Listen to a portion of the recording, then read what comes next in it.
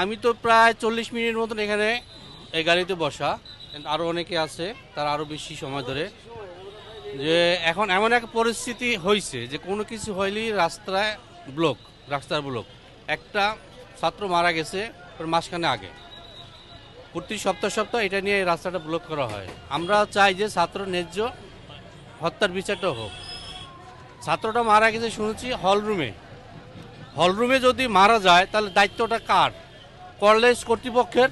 তোর কলেজ কর্তৃপক্ষকে ধর, যে প্রক্টর আছে তারে ধরে আটকার। ওর ব্যর্থতা। হাদি মারা গেছে, তার খুনিকে বের করা হয়েছে। তারপর মুসাফির তারটা বাড়ি, ওরটা কেন বাড়ে? প্রশাসন ব্যর্থ, তো প্রশাসন থানা ঘেরাও কর।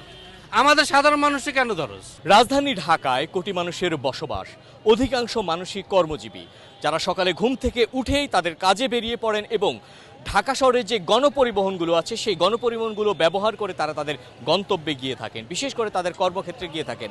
অধিকাংশ মানুষ যারা বিভিন্ন ব্যবসার সাথে জড়িত আছেন তাদের ব্যবসায়িক প্রয়োজনে বিভিন্ন স্থানে তারা গমন করে থাকেন।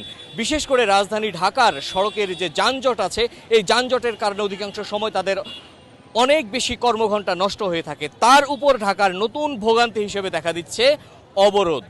এই অবরোধের কারণে সাধারণ মানুষ যারা আছেন, যারা কর্মজীবী মানুষ এবং যারা ব্যবসায়ী আছেন, তারা বিভিন্ন সময় সঠিক সময় তাদের গন্তব্যে যেতে পারছেন না। এই গন্তব্যে যেতে না পাওয়ার কারণে তাদের নষ্ট হচ্ছে কর্মঘণ্টা, ক্ষতিগ্রস্ত হচ্ছে অর্থনৈতিকভাবে। কিছুদিন পরই এভাবে বিভিন্ন দাবি নিয়ে সড়ক অবরোধ করা হয়। দর্শক, চলুন আমরা সাধারণ মানুষদের কাছ থেকে শুনি তাদের এই অবরোধ এবং এই বিভিন্ন সময় বিভিন্ন দাবি নিয়ে সড়ক অবরোধ নিয়ে তারা কি বলছেন সাধারণ মানুষদের কাছ থেকে আমরা শুনবো। এগুলো আপনার জনসাধারণের ভোগান্তি, এগুলো ছাড়া আর কিছুই না।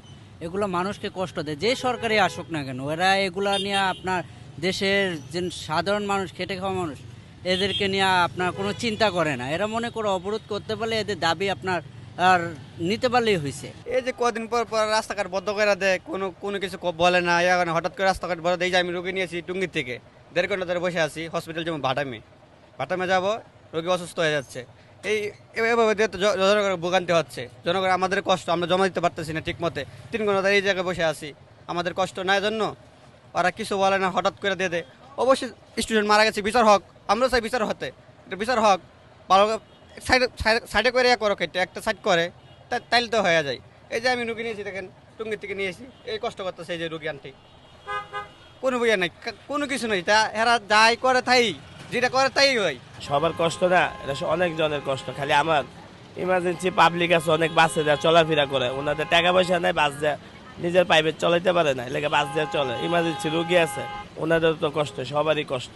আমরা তো সাধারণ জনগণ, আমরা তো যাতায়াত করি। তো আসলে এক এক সময় এক একভাবে আন্দোলন চলতেছে। স্টুডেন্টরা কি ইস্যু নিয়ে আপনার করতেছে, আমরা সাধারণ জনগণ এটা বুঝতেও পারতেছি না। তো দেখা যাচ্ছে আমাদের ভোগান্তি হচ্ছে। আমরা আমাদের অফিস আদালত, ভার্সিটি কোথাও এরকম সময় মতো যেতে পারতেছি না। এই যে যেমন আমি এখন প্রায় 40 মিনিট যাবত এখানে সিগন্যালে অপেক্ষা করতেছি আর কি। তো আমরা অনেক ভোগান্তির ভিতরেই মূলত যাচ্ছে আর কি বাংলাদেশ এখন। আন্দোলন করে রাস্তাটা আটকানো ঠিক না। রাস্তাটা আটকালে মনে করেন জনগণের অনেক অসুবিধা হয়, বুঝছেন? জনগণের যে ভূখন্তি, এটা তো বোঝা দরকার করে। রাজনৈতিক পরিস্থিতির কারণে এগুলি হচ্ছে। এখানে মারামারি, ওইখানে খুনাখুনি, এইটা চলতেছে প্রতিদিন। তো একটা না একটা দুর্ঘটনা দেশে ঘটতেছে।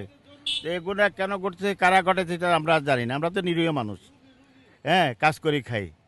এখন বর্তমান যে পরিস্থিতি, দেশে ভালো একটা নির্বাচন বা সুষ্ঠু নির্বাচনটা হইলে হয়তো দেশের পরিস্থিতি পরিবর্তন হতে পারে। কিন্তু এই অবস্থা এখনকার সময় আমার মনে হয় না কোনো পরিবর্তন হবে।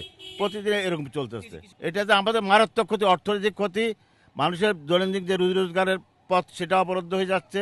চলাফেরা করতে পারছে না, রাস্তায় হাঁটতে গেলে হাঁটতে পারে না, ব্যাটারি রিক্সার জন্য চলতে পারি না, গাড়ি চললেও চলতে পারে না। নানান অসুবিধা আমরা ভোগ করতেছি। এটা জনগণ দুর্ভোগ, আর মনে হয় সহজে যাবে না।